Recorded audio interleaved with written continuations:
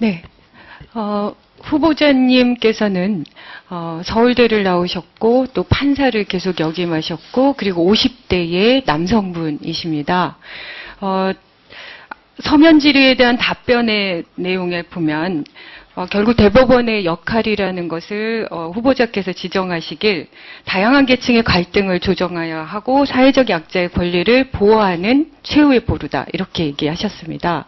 그렇다고 하면 그 누구보다 대법관의 한 분으로서는 결국 사회적 약자 또 뭔가 소외계층 이런 부분들에 대한 어떤 법적인 감수성을 끊임없이 담보해 주셔야 될 것 같은데 어떻게 그 부분을 하실 수 있을지에 대한 얘기를 좀 해주셨으면 좋겠습니다.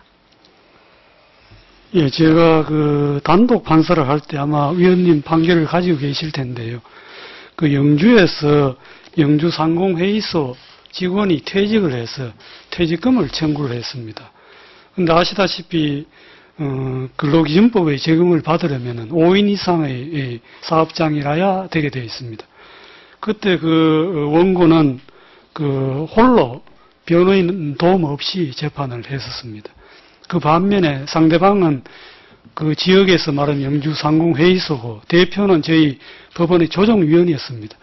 그리고 그 변호인은 그 지역에서 가장 말하자면 성공적인 변호사가 선임되어 있었는데 그게 우연하게 제가 계속 그 심리를 하다 보니까 영주 지역에서는 그 근로자가 4명이었지만은 제가 계속 자료를 추적하다 보니까 점촌에 또 그 직원이 한 사람 있는 걸 제가 발견했습니다.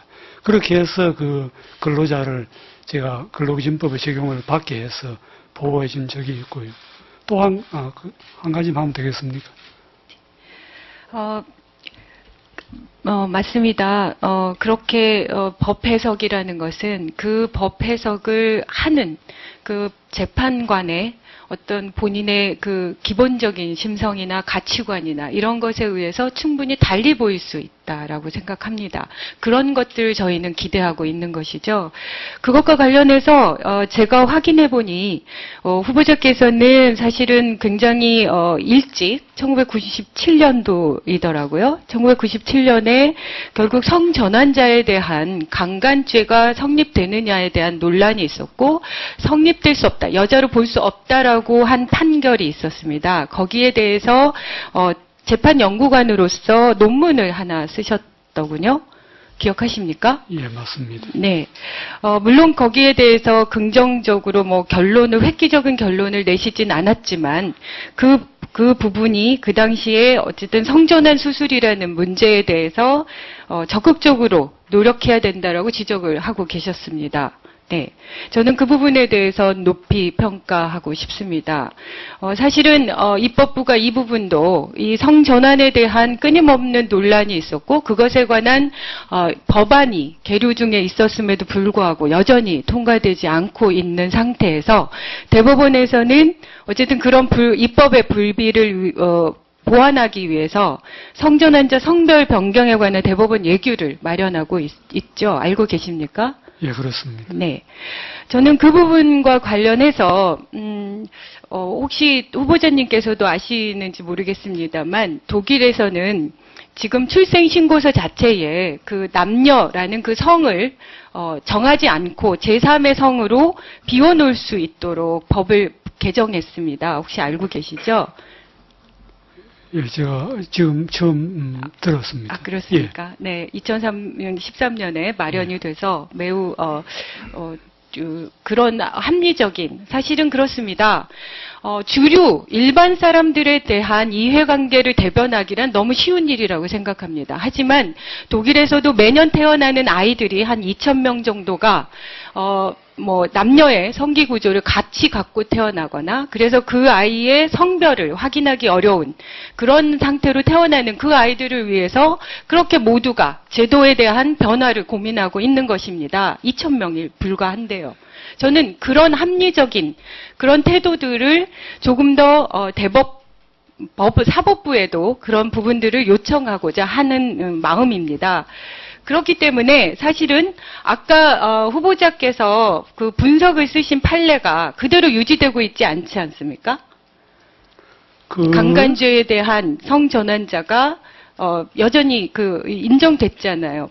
판례가 바뀌었습니다. 알고 계십니까? 예, 그 판결에서 제시한 기준은 그대로 유지되고 있습니다. 다만 그 구체적인 사안에서 그 요건에 해당되는지 그 판단을 지금 달리하고 있을 뿐입니다. 물론입니다. 그 요건이 끊임없이 변화되고 있는 것이죠. 사회에서 수용될 수 있는 그 변화.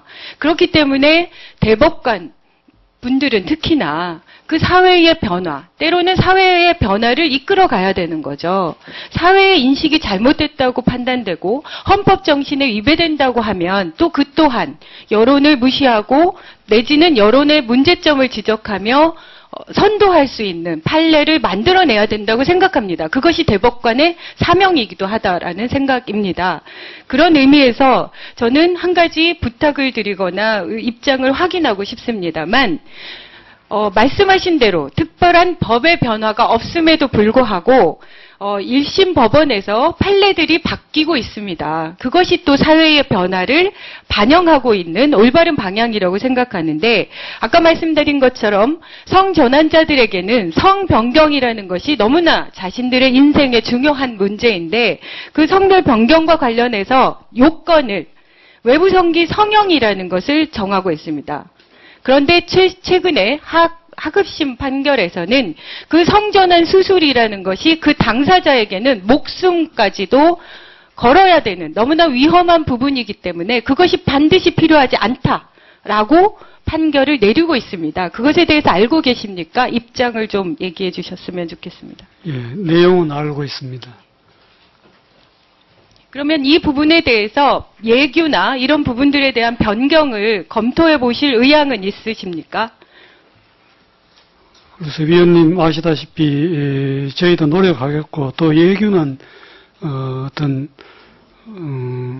법관 1인의 의사에 따라서 변경되는 것은 아닙니다. 다만 그런 쪽으로 노력은 하겠습니다만은 아까 그 위원님 말씀대로 독일에서는 일찍부터 이걸 법으로 다 제정을 해오고 있습니다. 우리 예규라는 것은 법이 없을 때 최후 수단으로 대법원이 이제 그걸 보충하는 의미에서 제정하는 것인데 이와 같이 중대한 문제를 지금 오랫동안 입법 없이 지내오는 자체가 지금 상당한 국민들의 불만 요인이 아닌가 싶습니다. 하루빨리 법을 제정해 주시면은 대법원에서 아마 그걸 그걸 근거로 해서 좋은 판례를 아마 많이 낼 걸로 생각합니다. 네, 진선미 의원님 수고하셨습니다. 다음에는 새누리당 김도읍 의원님 보충 질의해 주십시오. 예.